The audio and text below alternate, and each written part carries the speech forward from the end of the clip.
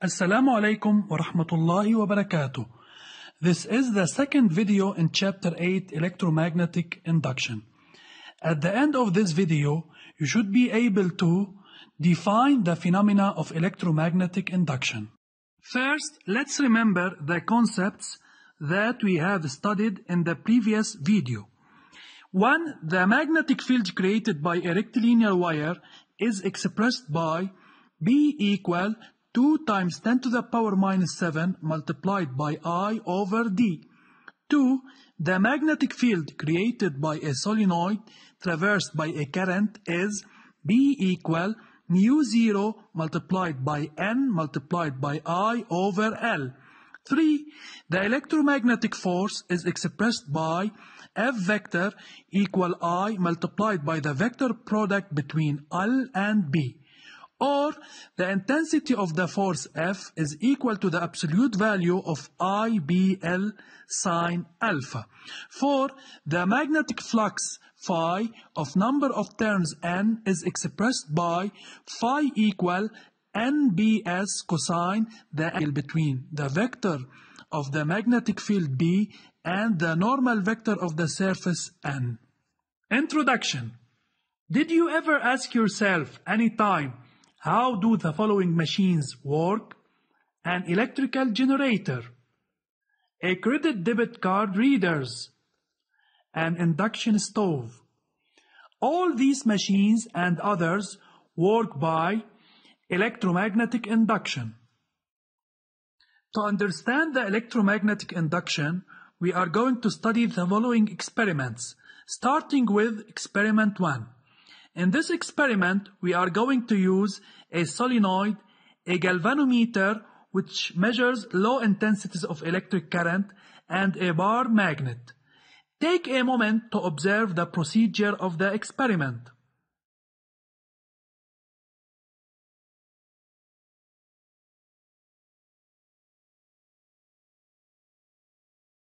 We observe that during the displacement of the bar magnet near the solenoid, the galvanometer indicates an induced electric current, while when the magnet is at rest, no induced current appears in the solenoid. Knowing that the displacement of the magnet leads to the variation in the magnitude of the magnetic field created by the magnet. Experiment 2. In this experiment, we are going to use two conducting rails, a resistor of resistance R, a source of uniform magnetic field perpendicular to the rails and directed inward, and a rod free to move along the two rails. Take a moment to observe the procedure of the experiment.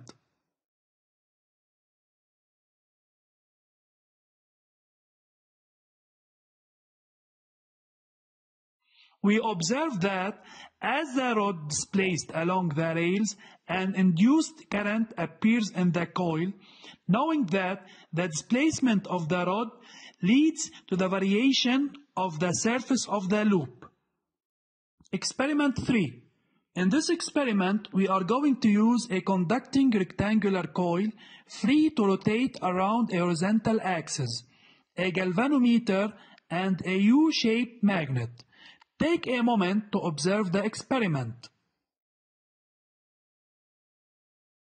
We observe that as the loop rotates around the horizontal axis, an induced current appears in the loop, knowing that the rotation of the loop leads to the variation in the angle between the normal vector of the loop and the magnetic field vector. After studying the previous experiments, we can define the electromagnetic induction as the physical phenomenon leading to the appearance of an electromotive force in an electric circuit subjected to a variable magnetic flux. We mean by the electromotive force the potential difference or voltage. The variation of the magnetic flux can be obtained by the variation of the magnetic field B in magnitude, or by the variation of the surface S of the circuit plugged in the magnetic field B, or by the variation of the angle alpha between the magnetic field vector B and the normal vector N. Returning to the first experiment, as the magnet approaches the solenoid, the magnetic field B created by the magnet increases across the solenoid, while as the magnet moves away from the solenoid, the magnetic field B created by the magnet decreases across the solenoid. During the displacement of the magnet, a current I is produced in the solenoid, and we notice that the direction of the current is changed with the changing in the direction of motion of the magnet, while when the magnet is at rest, current I becomes zero. So we can conclude that during the motion or displacement of the bar magnet, the magnetic field B relative to the solenoid changes. The magnitude of the magnetic field varies with time. The magnetic flux varies crossing the solenoid, so the solenoid becomes the seat of an induced electromotive force E, and thus produced an induced electric current I in the solenoid. Note, the existence of the induced current I depends on the resistance of the circuit. I equal to 0 in an open circuit or in the case of closed circuit with infinite resistance.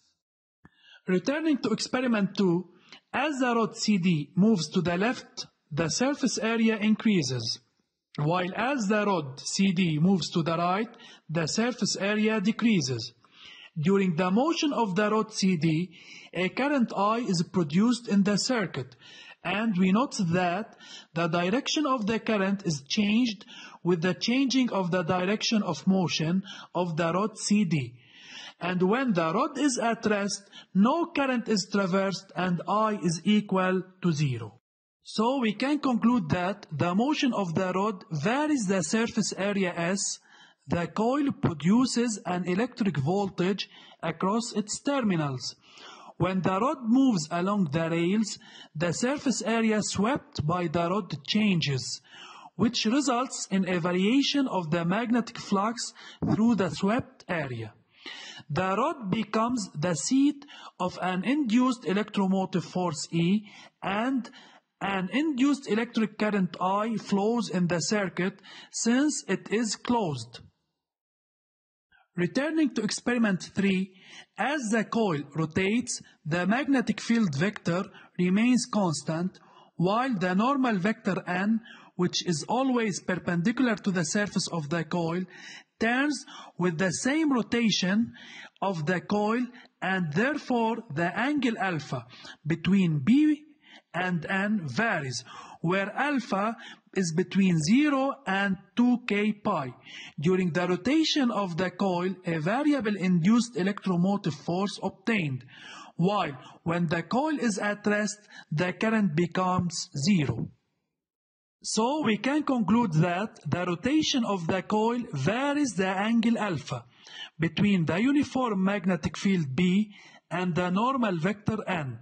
Then the magnetic flux crossing the loop varies, so the loop becomes the seat of an induced electromotive force, and it carries an induced current if the circuit is closed. General conclusion.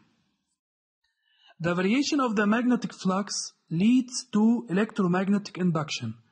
The phenomenon of electromagnetic induction is the production of an electric voltage in an electric circuit by the variation of the magnetic flux in this circuit.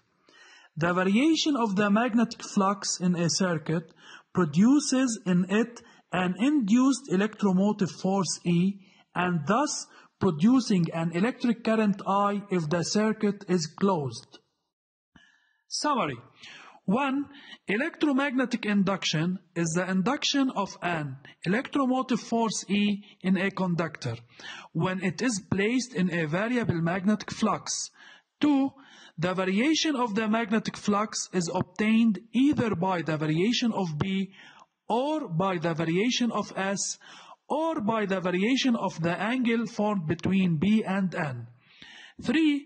The variation of the magnetic flux in a circuit produces an induced electromotive force E and an induced current I when the circuit is closed. This is the end of the second part. Study it well and thank you for your attention.